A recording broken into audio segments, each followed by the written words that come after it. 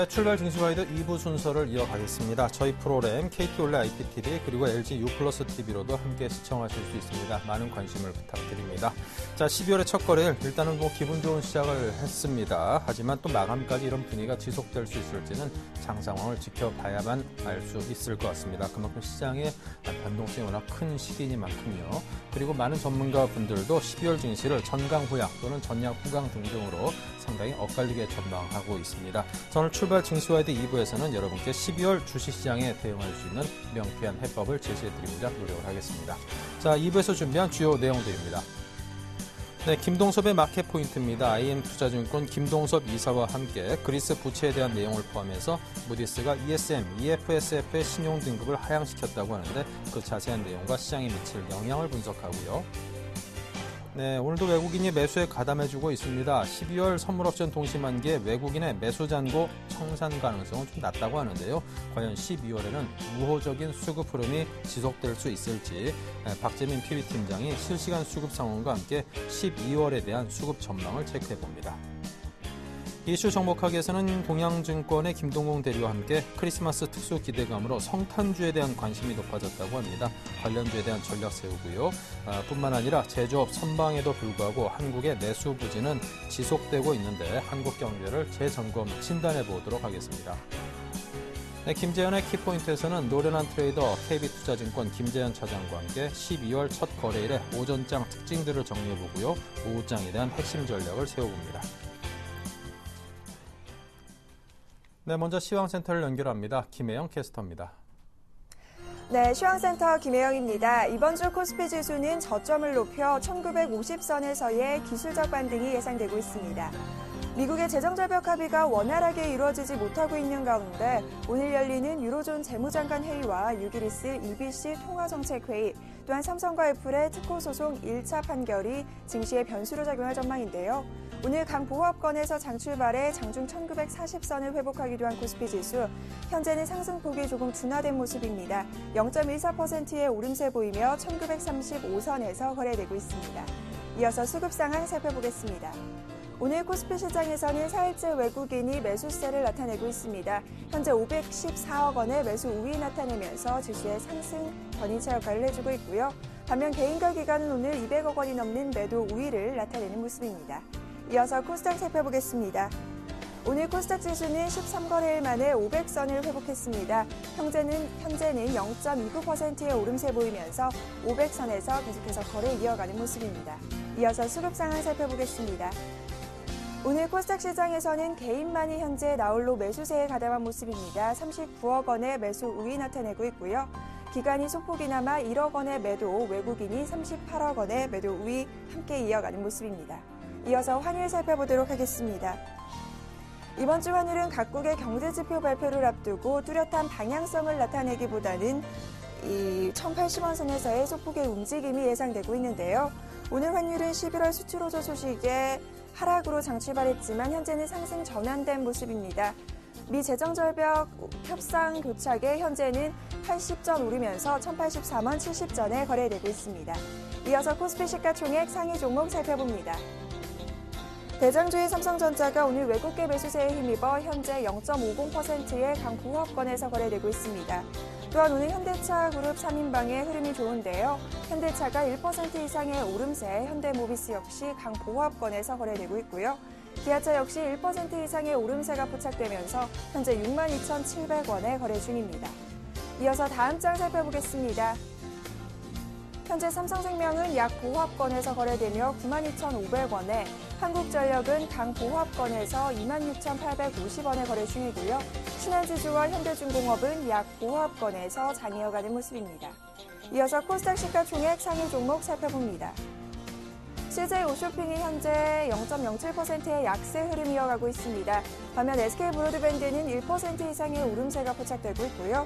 서울반도체와 다음은 강보합권에서 거래 이어가고 있습니다. 이어서 다음 장 살펴보겠습니다. 현재 CJ E&M이 강보합권, 포스코 ICT가 2%에 가까운 오름세가 나타나며 7,200원에 거래 중입니다. 반면 GS홈쇼핑은 3%에 가까운 내림세가 나타나고 있는데요. 현재 143,700원에 거래 중입니다. 반면 이터플렉스는 오늘 3.38%의 강세 흐름이 계속해서 이어지고 있습니다. 이어서 이 시각 특징 업종 및 테마 종목 살펴보겠습니다. 건설주 주가가 중동발 플랜트 발주 우려감에 동반 내림세가 나타나고 있습니다. 현재 현대건설이 2.65%의 내림세로 66,200원에 거래 중이고요. 대림산업 역시 3% 이상의 내림세, GS건설 역시 2% 이상의 내림세가 포착돼 51,900원에 거래 중입니다. 북한이 미사일 발사 계획을 발표하면서 방산주 주가가 급등하는 모습이 나타나고 있습니다. 현재 휴니드는 11% 이상의 급등세 이어가고 있고요. 스펠코와 빅텍은 현재 상한가, 퍼스텍 역시 10% 이상의 급등세 보이며 현재 2,060원에 거래되고 있습니다. 반면 북한의 미사일 발사 계획 여파에 남부 경협주 주가는 동반 내림세가 나타나고 있습니다. 현재 이화전기가 2% 이상의 내림세 포착되고 있고요. 광명전기와 재룡산업 역시 3% 이상의 내림세가, 에머슨 퍼시픽 역시 3% 이상의 내림세 보이며 현재 3,225원에 거래 중입니다.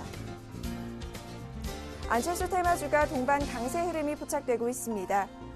안철수 전 대선 후보가 사퇴 열흘 만에 안철수 캠프를 통해 입을 열 것으로 예상이 되면서 현재 안랩이 7% 이상의 급등세 보이며 49,250원에 거래되고 있고요. 오늘과 내일 역시 6% 이상의 오름세 보이며 3,425원에, 오늘 써니전자와 우성사료 역시 1% 이상의 동반 오름세가 포착되고 있습니다. 아이폰 5의 사전 예약자 수가 25만 명에 달할 것이라는 소식에 아이폰 관련주 주가와 통신주 주가가 동반 오름세가 나타나고 있습니다. 현재 KT가 1% 이상의 오름세 보이며 38,400원에, SK텔레콤 역시 강보합권에서 거래 이어지고 있고요. 인터플렉스가 3% 이상의 강세 흐름 보이며 67,100원에, 실리코닉스 역시 1% 이상의 오름세가 포착되고 있습니다. 중국 원양자원이 자금 상환 압박에 이틀째 하한가를 기록하고 있습니다. 현재 하한가 나타나면서 중국 원양자원은 2,635원에 거래 중입니다. 세아가 상한가 행진을 이어가고 있습니다. 3분기 실적이 흑자 전환한 데 힘입어 카자흐 유전개발 관건이 연장되면서 이 거래일제 상한가 나타내는 모습인데요. 세아가 현재 1,345원에 거래 중입니다. 옵트론텍이 내년에 사상 최대 실적이 전망되면서 기대감에 강세 흐름 보이고 있습니다. 현재 7% 이상의 오름세 보이면서 옵트론텍은 13,500원에 거래 중입니다. 지금까지 시황센터 김혜영이었습니다.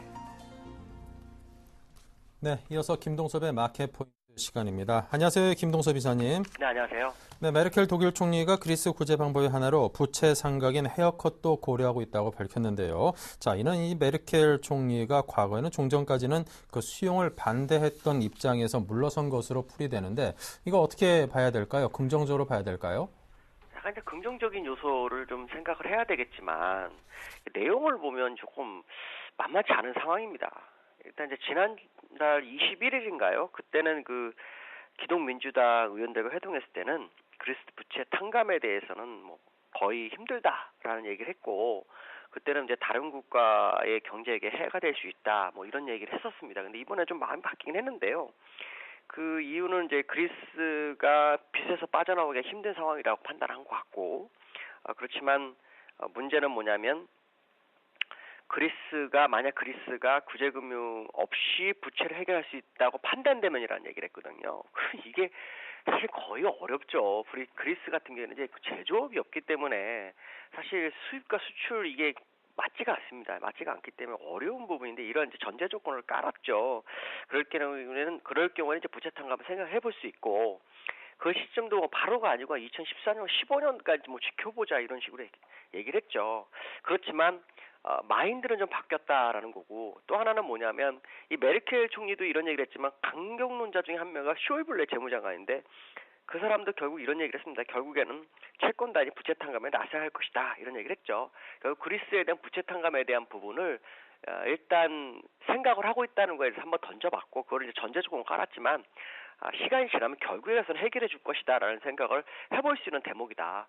하지만 이제 바로는 아닐 것 같고 좀 시간이 좀 필요하다라고 보여주겠고요.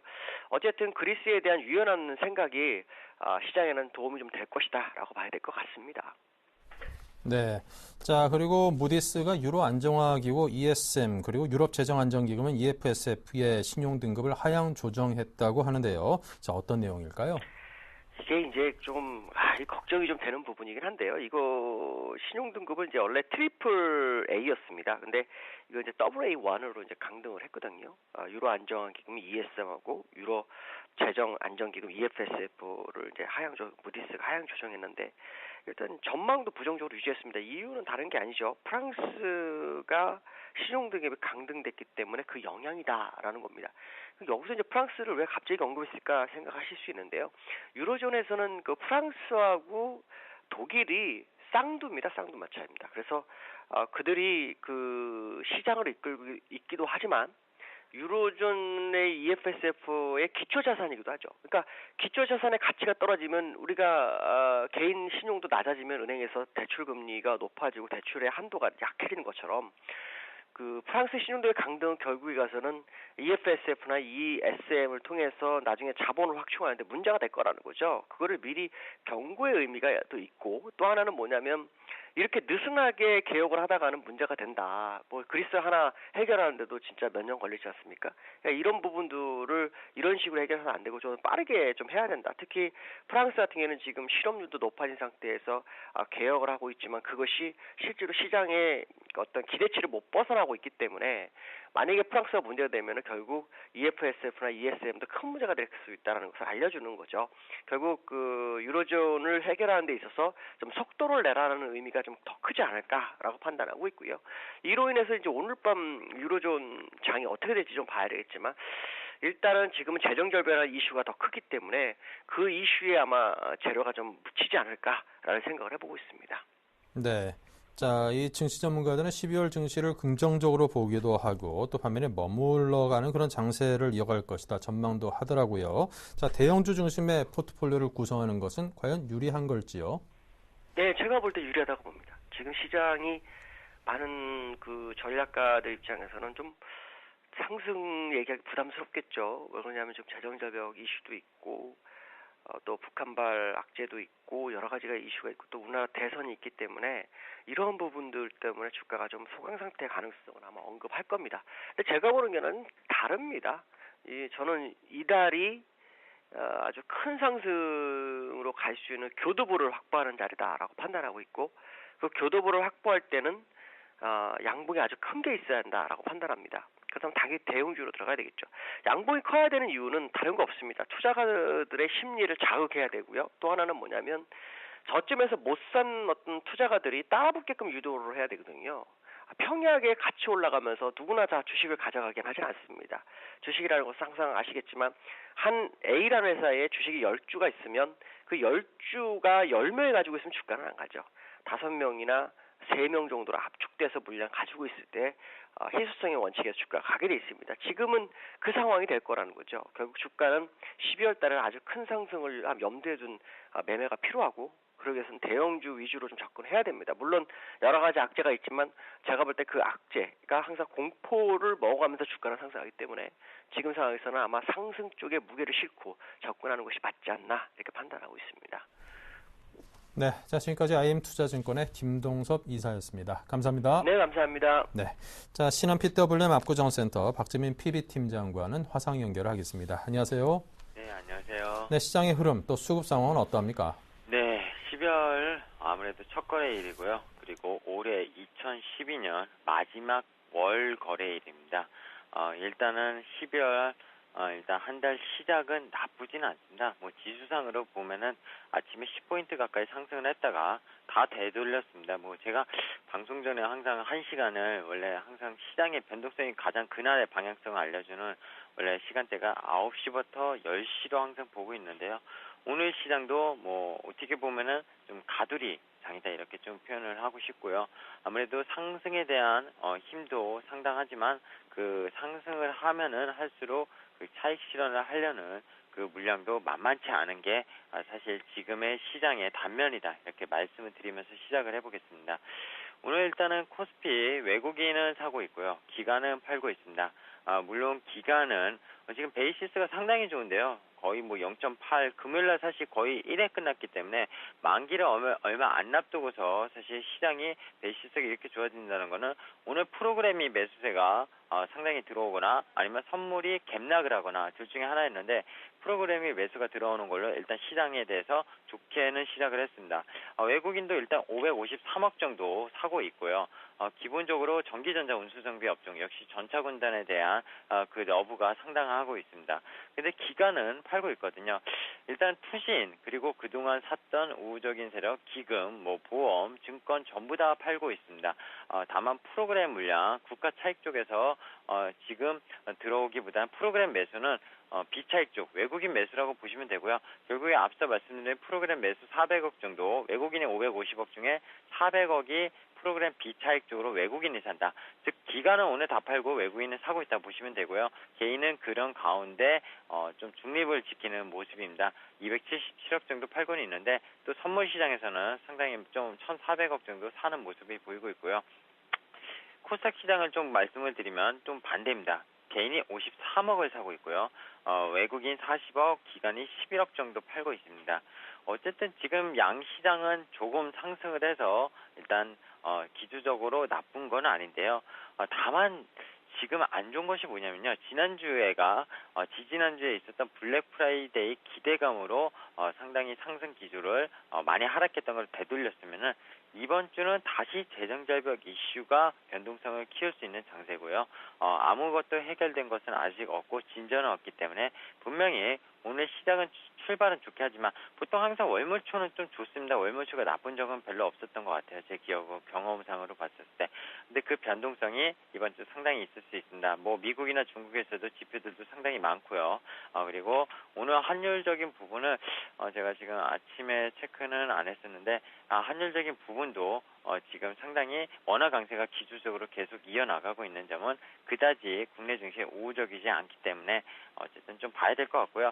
오히려 금요일날 미국장이 끝나고 악재가 하나 터졌죠. ESM이랑 EFSF에 결국 유럽 안정화기금, 유럽 재정기금 이거에 대해서 신용등급을 무디스가 강등을 시켰는데 AAA에서 AA1으로 낮췄다는 것은 결국 신용등급이 그다지 우려할 만한 AA1 등급은 나쁘지 않다 이렇게 해석을 하고 있지만 어쨌든 시장에서는 지금은 독일이랑 프랑스에 대한 신용 강등까지 퍼질 수 있는 사건이기 때문에 여기에 대한 뉴스 그리고 오늘 밤에 있을 유럽장을 사실 체크해봐야 되는 상당한 좀 중요한 뉴스다 이렇게 좀 말씀을 드리고 싶습니다.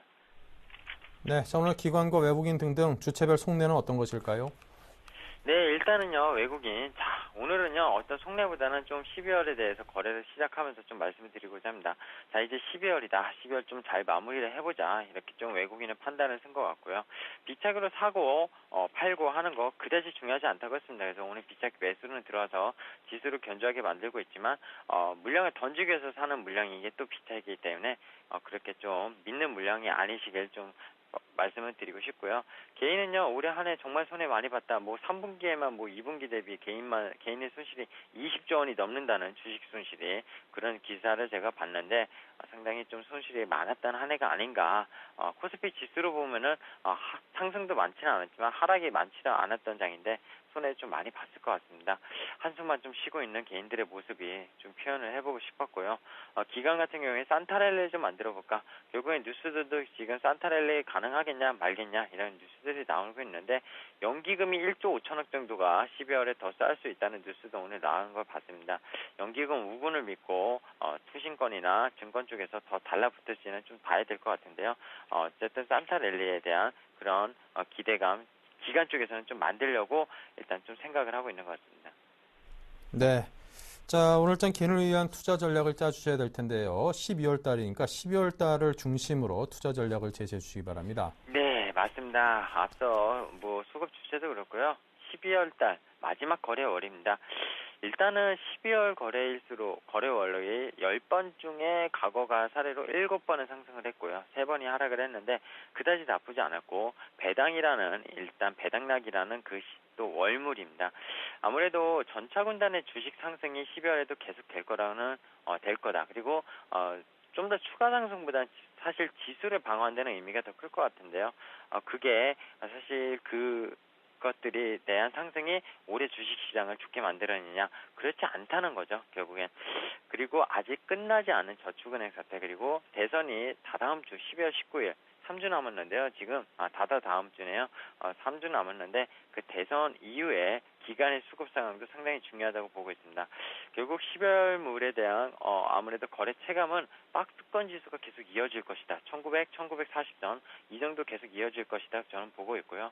단순히 G2 경제 지표가 좋아진다고 해서 국내 증시 우호적으로 좀 바라보기보다는 어떤 신뢰 회복에, 그리고 수급 상황, 그리고 기업의 펀더멘탈과 가계 소비 부문의 회복, 국내 시장에서도 중요하다고 보고 있습니다. 지난주에도 한국실리콘, 태양광 거의 2위 업체인데요. OCI 다음으로 큰 회사인데, 여기 이제 출자법인, 이제 오성 LST의 출자법인이 한국실리콘이죠. 여기가 법정관리 해상을 신청했다는 뉴스가 나왔는데, OCI를 이어서 웅진그룹의 웅진에너지, 태양광 업체들 공급 계약이 계속 파기되고 이런 안 좋은 소식들이 나오는 거는 결국 업황이 상당히 힘들다는 거고요. 태양광 업황뿐만이 아니라 조선, 해운, 기계, 철강 모두 너나 할 것 없이 지금 좋지 않습니다. 전차 군단에 내세워서 어떤 무역 수지, 그런 수출 제조업에 대한 어떤 무역 수지는 좋아지고 있지만, 어쨌든 지금 다른 기업에 대해서는 상당히 양극화가 계속 벌어지고 있다는 점, 결국 국내 주식시장의 이익 모멘텀을 줄일 수 있는 어떤 그런 뉴스이기 때문에 너무 좋게만 생각을 하시지 마시고요. 일단 하반기에는 어쨌든 연기금이 4조 원 정도 매수를 해준 거는 상당히 긍정적이지만, 이게 정권 말기랑 연관이 있다고 말씀을 드렸고요, 일전에. 그리고 대선 이후에 이 기간 매수세가 계속 이어질지는 상당히 좀 의구심이 간다는 겁니다.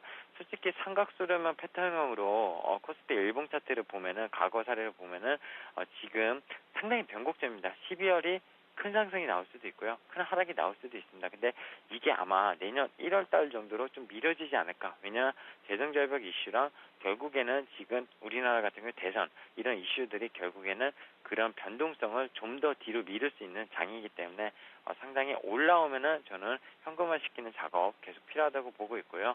어쨌든 지금 유럽 이슈, 아까 말씀드린 거랑 미국의 재정절벽 이슈, 이런 것들에 대한 예측보다는 후 대응이 필요한 시기다, 이렇게 좀 말씀을 드리고 싶습니다. 네, 알겠습니다. 지금까지 박재민 PB팀장이 짜드린 12월 투자 전략이었습니다. 감사합니다. 네, 감사합니다.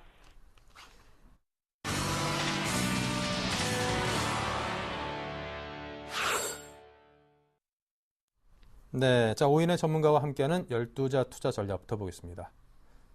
네, 각각 제시한 투자 전략은요, 지수 하락에 대비해서 주식 비중은 축소하자, 기저효과 종목, 단기 트레이딩, 국내 경기 저점 시각 유효, 정유화학업종의 추가 상승 기대, 지수보다는 종목으로 압축하자고 했고요. 네, 관심 업종으로는 자동차 건설 화학업종의 비중 축소, 자동차 유통업종, 자동차 업종, 정유화학업종, 제약업종 다양하게 갈립니다. 네, 동부증권 일산점의 박성일 연구원입니다. 안녕하세요. 예, 안녕하십니까. 네, 먼저 현재 시황부터 살펴주십시오. 예, 오늘 시장 이제 코스닥, 코스피 모두 강보합세를 조금 보여주고 있는데, 코스피 시장 먼저 살펴보면 기존에 이제 상승을 이어왔던 낙폭 과대주, 이제 자동차, 건설, 조선 업종을 중심으로 해서 소폭 상승하는 모습을 보여주고 있고요. 전반적으로 업황이 약간은 지지부진하다고 보시는 게 좋을 것 같고, 오늘 이제 중국 관련 내수주들도 조금 움직인다는 점에 주목하면 좋을 것 같고요. 코스닥 시장 같은 경우에는 기존에 성장성을 갖고 실적이 좀 우량했던 종목들 위주로 해서 KH바텍이나 하이소니, 그리고 옵트론텍이나 나노스까지 카메라나 휴대폰 관련 부품주들이 좋은 모습 보여주고 있습니다. 네, 자, 오늘 자동차 건설 화학업종의 비중 축소를 말씀하셨거든요. 어떤 내용입니까? 예, 일단은 단기적으로 1870부터 1950 정도까지를 박스권 정도로 보고 있는데, 시장을 이끌었던 건 아무래도 낙폭 과대주들이 반등을 하면서 지수를 조금 끌어올렸습니다.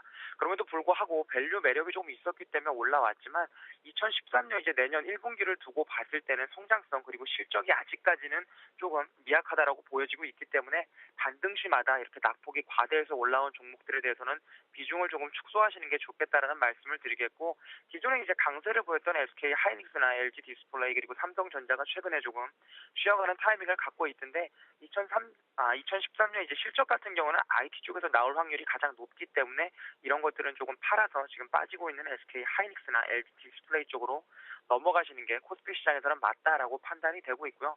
반대로 코스닥 시장 같은 경우에는 낙폭이 과대한 업종들이 다시 올라오기가 쉽지 않습니다. 아무래도 수급을 형성하는 과정이 기관이 주체가 아닌 개인이기 때문에 지금 현재는 연기금 그리고 기관 외국인이 주체인 휴대폰 관련 부품주들 많이 올랐지만 이런 종목들을 가지고 중기나 단기 트레이딩을 하시는 게 조금 더 확률이 높다라고 말씀드리겠습니다. 네, 자 그럼 종목을 중심으로 풀어주십시오. 예, 오늘 종목 같은 경우에는 제가 기존에 한번 말씀을 드렸던 나노스도 한번 언급을 해드렸는데 IT 부품주 쪽 계속 좀 잘 간다고 보고 있습니다. 그렇기 때문에 신화인터텍 한번 말씀을 드리겠습니다. 최근에 이제 미래나노텍이 조금 많이 올랐는데 LCD 패널 그리고 필름을 공급하는 업체들 실적이 굉장히 좋습니다. 신화인터텍 이제 시총 700억에 영업이익 200억이 넘기 때문에 PER로 따지면 한 3.5에서 3.8배 정도 왔다 갔다 하고 있는데 상승을 하지 못하고 있는 이유는 이제 아무래도 오성 LST 그리고 한국 실리콘이 법정 관리에 들어가면서 대주주 리스크가 조금 부각이 되고 있는데 실제로는 이와 관련된 채무가 없기 때문에 중장기적으로 봤을 때는 펀더멘탈이 다시 한번 PER 10배 정도로 갈 수 있는 구간이다라고 말씀을 드리겠고요. 최근에 이제 직하형 LED TV에 들어가는 성장성 있는 부품 필름에 필름 개발에 성공을 했기 때문에 삼성전자가 내년부터 이제 저가형 LED TV 출시를 할 때마다 신화인터텍의 영업이익은 급증할 수가 있습니다. 그렇기 때문에 지금 변동성이 약간 큰 구간이긴 하지만 과감하게 한 지금 가격에선 들어가시고 손절 라인은 3,500원 그리고 목표 주가는 짧게 한번 5,000원 말씀드리겠습니다. 네, 자 오늘 신화인터텍까지 말씀해 주신 박성일 연구원이었습니다. 감사합니다.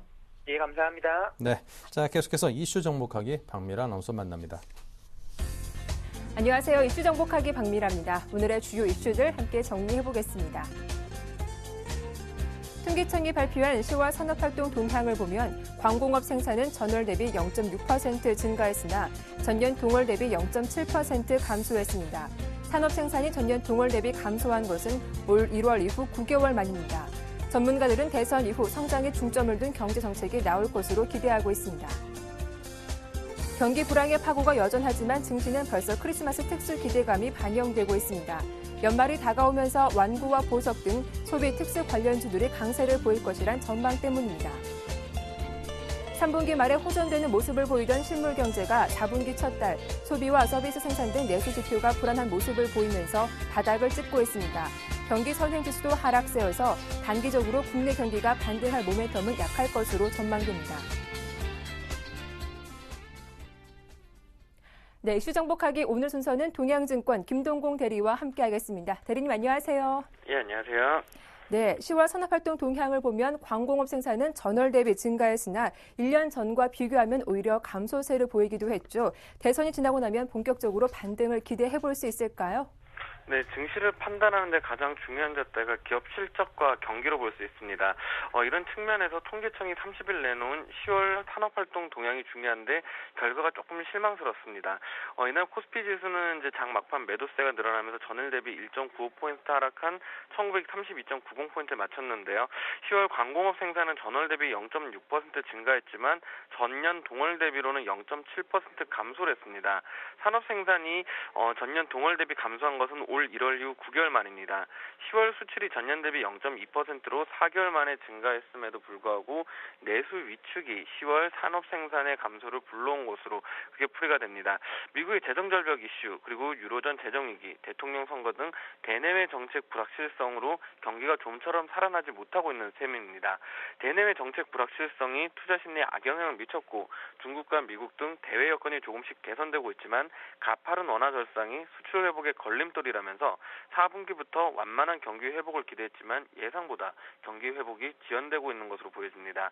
대선 후 다음 정부 초기에는 성장에 보다 중점을 둔 경제정책을 펼칠 수밖에 없을 것입니다.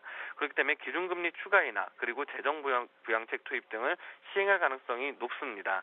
실제로 기업 입장에서 정권 교체가 이루어지는 시기에는 정책 불확실성을 우려해서 투자를 기피하는 경향이 있는 만큼 내년 정권 수립 이후에는 설비 투자가 증가할 것이라는 전망이 제기되고 있습니다. 제13대에서 18대 대선에서 5개 정권이 교체되는 동안 설비 투자는 주로 정권 중기까지 확대됐지만 그 이유는 감소를 나타냈습니다. 특히 새 정부 수립 이후 2분기를 저점으로 설비 투자가 반등하는 모습이었는데 정권 교체가 이루어지는 2월 말 이후 약 100일 이내에 대규모 정책들이 마련되면서 새 정책에 맞춰서 설비 투자가 본격화될 것으로 전망이 됩니다. 과거 사례를 보면 국내 설비 투자 확대가 본격화되는 시기보다 한 발 앞서 주가가 반등 흐름을 나타냈습니다. 설비 투자가 2분기를 저점으로 반등세를 보인다면 주가는 그보다 1, 2분기 앞서 반등한다는 점에서 설비 투자 확대에 따른 주가 반등은 1분기를 저점으로 나타낼 수 있을 것으로 보입니다. 그리고 미국 등 글로벌 경기 회복이 확대되고 있다는 점도 긍정적입니다. 미국 기업의 투자 계획을 가늠해 볼 수 있는 10월 비방위 자본재 주문은 1.7% 상승을 했습니다. 이는 5월 이후 최대치로 블룸버그 집계 시장 전망치 마이너스 0.5%를 크게 상회하는 모습이었습니다. 중국의 10월 HSBC 제조 구매자 관리 지수도 49.5로 10월 잠정치 49.1과 9월 47.9를 모두 상회했습니다. 11월 예비치도 50.4로 경기 확장을 뜻하는 50선을 넘어선 상태입니다. 설비 투자 증가 시 2분기에 앞서 높은 상관관계를 가지고 주가 상승이 나타날 수 있는 업종은 전기, 가스, 그리고 통신업, 응식료, 화학, 유통업 등이라고 볼 수 있을 것 같습니다. 내년 설비 투자 반등이 진행될 때 이들에 대한 우선적인 관심이 필요할 것으로 보입니다. 네, 아직 경기는 불황을 벗어나지 못하고 있지만 증시에는 벌써부터 연말 기대감이 가득합니다. 유통 관련주뿐 아니라 소비 특수 관련주 역시 강세를 보이고 있다고요? 네, 경기 불황의 파고가 여전하지만 증시는 벌써 크리스마스 특수 기대감이 조금씩 보이는 보이는 듯한 모습이 보입니다. 연말이 다가오면서 완구와 보석 등 소비 특수 관련주들이 강세가 보일 것이라는 전망도 잇따르고 있습니다. 11월 이후 이른바 성탄주로 꼽히는 완구, 보석, 백화점주들의 상승세가 두드러지고 있습니다. 애니메이션 곤을 만드는 대원 미디어는 지난 10월 17일 12,450원으로 최고가를 경신한 데 이어서 11월 이후에 12% 상승을 하고 있습니다. 대원 미디어를 뉴 콘텐츠 기업 가운데 탑픽으로 꼽을 만하다라는 전망 또한 계속해서 나오고 있는 상황입니다.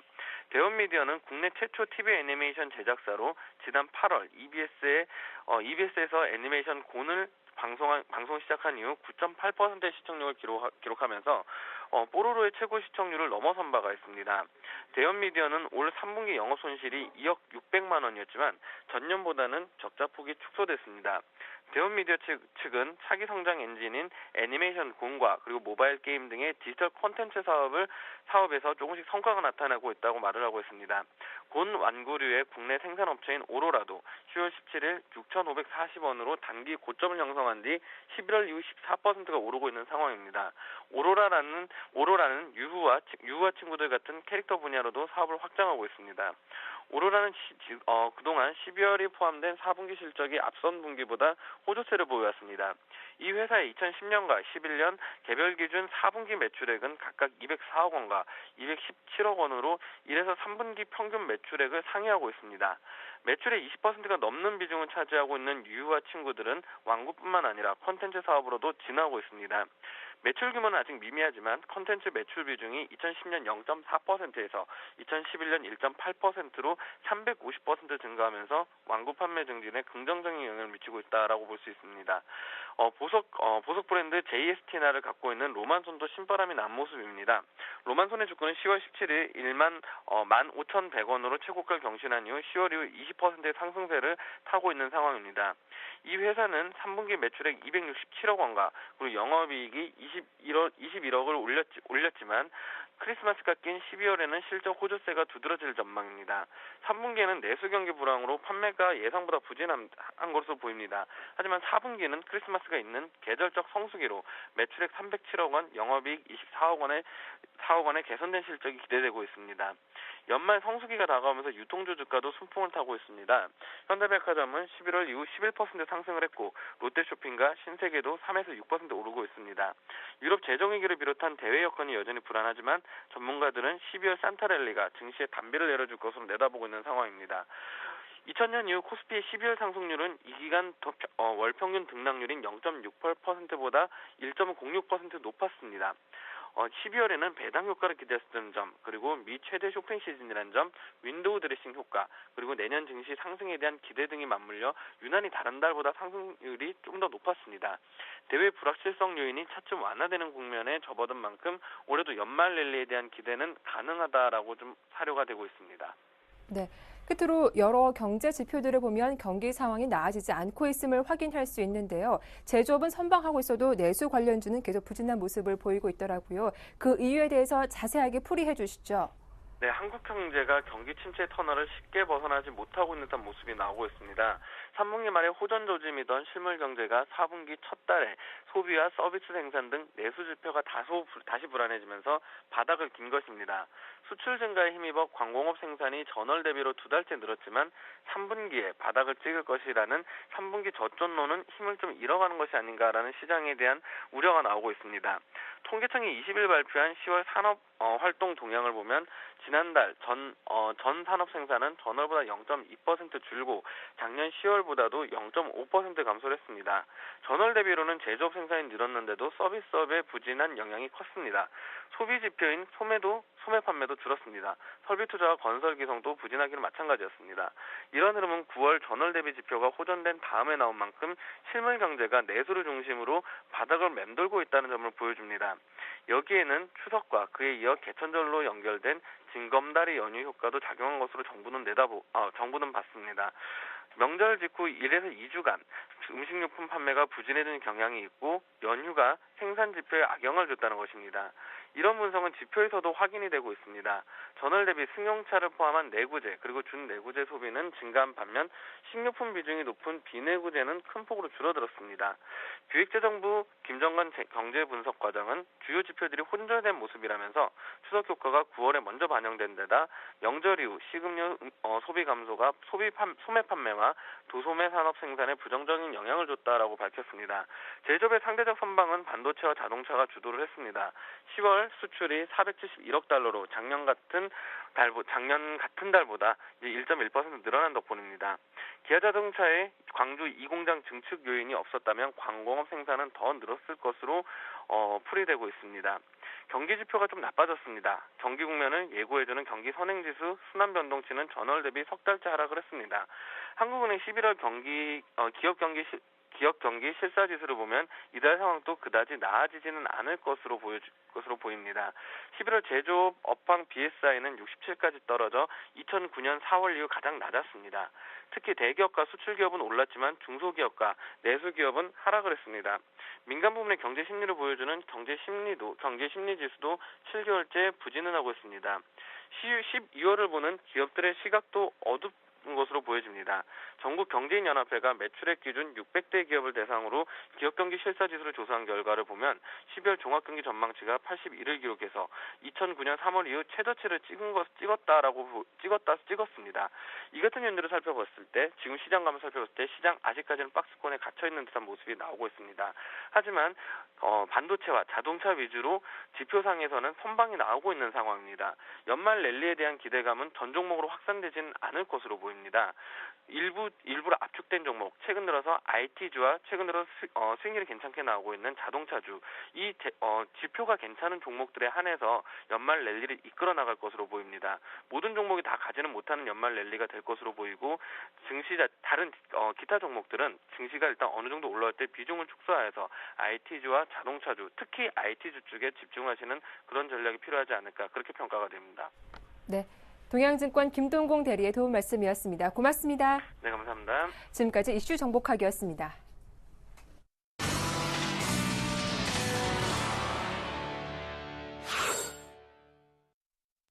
네, 계속해서 메리츠증권증권 남성욱 대리를 연결합니다. 안녕하십니까? 네, 안녕하세요. 네, 중국 증시 소식 전해 주십시오. 일단 중국 관련해서는 이제 계속적으로 재정정책 관련된 얘기가 나오고 있습니다. 그리고 이제 그 최근 행보가 이제 도시화가 중요한 키워드를 차지할 것이다. 이렇게 얘기가 나오고 있는데요. 그 리커창 부총리가 중국은 앞으로 이제 수십 년 동안 성장 잠재력은 도시화에 있다. 이렇게 밝혔었고요. 공업화, 정보화, 도시화, 농업 현대화를 적극 추진해 나갈 것이라고 밝혔습니다. 특히 이제 중국 그 도시화율은 개혁 개방 정책이 시작된 1978년에 이제 17.92%였었고요. 지난해 51.27%로 상당히 높아졌습니다. 하지만 선진국의 80%하고 비교했을 때는 아직 상당히 낮은 수준이라고 보실 수가 있겠고요. 그 그 전문가들은 이제 도시화율이 중국의 도시화율이 1% 높아질 때마다 그 7조 위안, 그러니까 우리나라 돈으로 1260조 정도, 그 정도의 이제 수요를 창출할 것으로 분석을 하고 있습니다.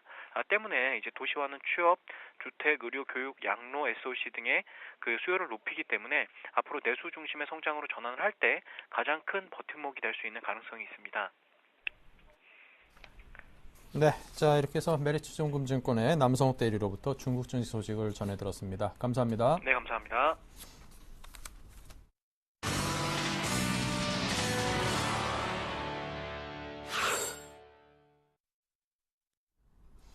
네, 계속해서 김재현의 키포인트 시간입니다. KB투자증권 김재현 차장입니다. 안녕하세요. 네, 안녕하세요. 네, 자 먼저 오늘 장 전략을 좀 세워봐야 될 텐데요. 오늘 장 흐름을 한마디로 먼저 정리를 해주십시오. 네, 뚜렷하게 눈에 띄는 부분이 상승 탄력이 좀 둔화가 되고 있습니다. 일단 지난주 코스피 등락률로 상위 5종목과 하락률 5종목을 한번 체크해 보니까 굉장히 놀라운 사실이 있었습니다. 한 주간의 데이터긴 하지만 상승률 5종목은 모두 다 낙폭 과대에 따른 반등으로 10에서 15% 정도 수익률로, 또 하락률 상위 5종목은 모두 다 차익 실현으로서 낙폭은 5에서 8%, 상대적으로 장이 굉장히 좋았음을 알 수가 있습니다. 또 많이 빠진 순으로 올라왔다는 것을 말씀드릴 수가 있는데요. 제가 이 말씀 먼저 드렸던 이유 중에 하나가 지속적으로 말씀을 드리지만 낙폭 과대 일정 기간은 쉽게 올라올 수 있지만 하지만 추세가 실제적으로 전환되지 않는 이상에는 낙폭 과대에 따른 반등은 일정 부분 기술적인 상승률 이상은 나올 수가 없습니다. 일단 지수상으로 1950 근처에 올수록 상승 탄력은 좀 더 둔화될 수밖에 없고요. 이제는 지난주와는 다른 전략으로 좀 대응하셔야겠습니다. 다시금 실적과 성장 스토리에 집중을 하셔야 될 때입니다. 네, 자 그렇다면 오후장 전략 키워드를 통해서 또 하나하나 분석을 해봐야겠죠. 예, 대선을 앞두고서 음식료주 한번 집중을 하시라고 말씀드리고 있습니다. 최근 음식료주 움직임이 한류 열풍과 또 워낙 강세에 힘입어서 상승을 좀 하고 있습니다. 일단 주가 상승폭을 보게 되면요, 오리온 같은 경우에는 올 초에 60만 원대 시작해서 지금 100만 원대 육박을 하고 있고요. 오뚜기 같은 경우에도 15만 원대 시작해서 지금 일단 비슷한 수준 유지하고 있고, 메일유업 같은 경우도 18,000원대 시작했던 주가가 3만 원대, 남양유업의 경우에도 80만 원대 주가가 한 100만 원을 육박을 하고 있습니다. 일단 올 한 해 대형주 중에 삼성전자를 제외한 다른 주식들의 수익률 대비 가장 큰 폭의 상승을 보이고 있습니다. 역시 지금도 일정 부분 올라왔기 때문에 차익 실현은 있었지만 양호한 추세는 좀 이어지고 있습니다. 또 역대로 대선을 앞두고는 물자가 좀 담담하지만 대선 후에는 서서히 물가가 올랐던 기억이 있습니다. 같은 맥락으로 이번 대선 후에도 다시들 이들 주가의 강세를 띨 가능성이 굉장히 높아 보이겠습니다. 그렇기 때문에 일정 부분 차익 실현이 나온 지금 정도 주가라면은 관심을 좀 가져볼 만한 시점이겠습니다. 두 번째로 환율의 방향성이 좀 지속되고 있습니다. 환율이 지속적으로 하락을 하고 있는데요. 처음에 1,100원이 깨지면서는 일시적인 현상이라고 생각하는 의견이 많았습니다. 하지만 이제는 추세로 자리를 잡았고 추가적인 하락까지도 예상이 되고 있습니다. 이에 따라서 수혜보는 업종들 4분기까지 실제적인 실적에 반영이 될 수가 있습니다. 대표적으로 일단 항공사가 있습니다. 상반기 유가 상승으로 고전했던 항공사들 최근 환율이 떨어져서 외화 부채가 축소되고 있고 달러로 결제하는 비용이 줄어들고 있습니다. 대한항공 같은 경우에는 환율이 10원 떨어지면 장부상으로 735억 원의 평가 이익이 생기게 됩니다. 아시아나항공 역시도 10원이 변동할 때마다 87원 상당의 효과를 볼 수가 있습니다. 여행업계 역시도 굉장히 좀 수혜를 볼 수가 있죠.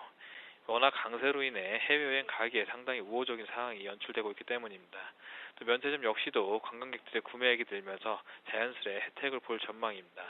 환율이 계속 떨어지면은 연말 여행 시즌과 맞물려서 시너지 효과가 날 수 있을 것이라고 기대가 되고 있습니다. 또 수입 원재료를 주로 사용하는 전형적인 내수업적인 식품업계 역시도 환율 하락을 좀 반기고 있습니다.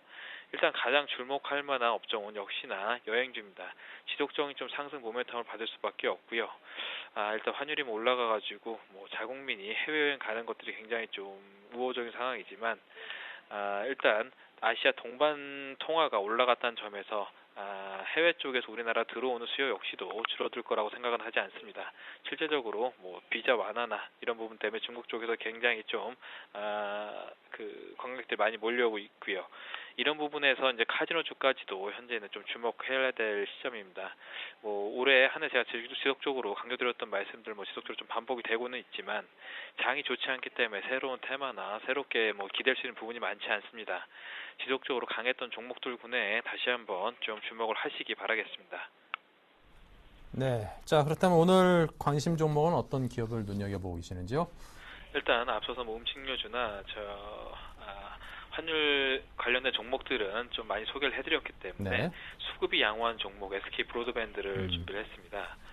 일단 SK 브로드밴드 3분기 실적을 보면요. 연결 기준으로 영업수익은 6,521억 원, 전년 동기 대비 11.8% 증가를 했고요. 영업이익은 196억 원으로 전년 동기 대비 0.5% 정도, 그다음에 전분기 대비 15.3% 정도 올랐습니다.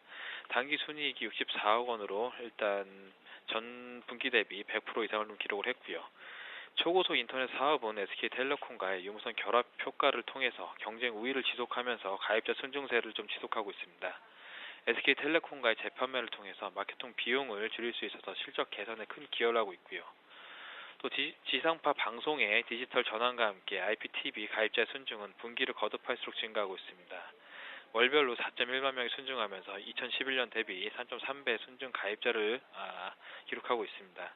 대형 기업 고객 확보와 빌딩 커버리지 지속 확대, 전용 회송 등이 고마진 사업을 중심으로 성장하면서 수익성 개선이 두드러지고 있습니다. 전체 매출에서 기업 사업 부분이 차지하는 비중은 현재 37% 수준에서 내년 42%를 상회할 것으로 예상이 되고 있습니다.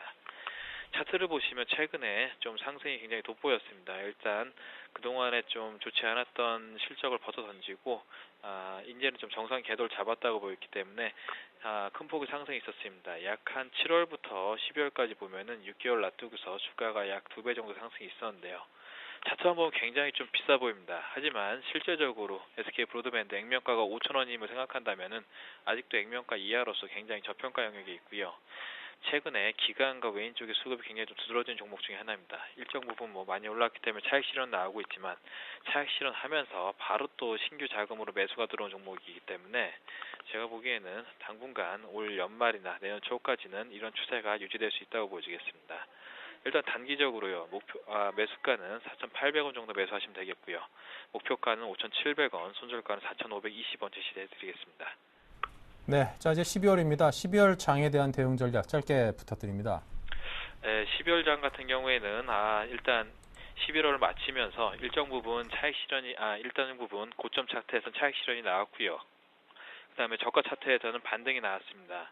지수대가 제가 말씀드린 바와 같이 1950선이 가까우게 되면은 기존의 증시대로 실적이 좋은 종목들, 성장 스토리가 있는 종목들에 주목을 좀 하셔야 될 때입니다. 포트를 과감하게 좀 바꿀 시점이 다가오고 있습니다. 12월 다시 좀 실적에 주목하시기 바라겠습니다. 네, 알겠습니다. 지금까지 김재현 차장의 도움 말씀이었습니다. 감사합니다. 감사합니다. 네, 종목키 서비스 원하시는 분께서는요. 013-3366-0110 전화 023153-2610번으로 신청하시면 잠시 후 11시부터 상담 받으실 수 있습니다. 많은 참여를 부탁드리고요. 자, 오늘 1, 2부 여기서 모두 마칩니다. 내일 뵙겠습니다. 감사합니다.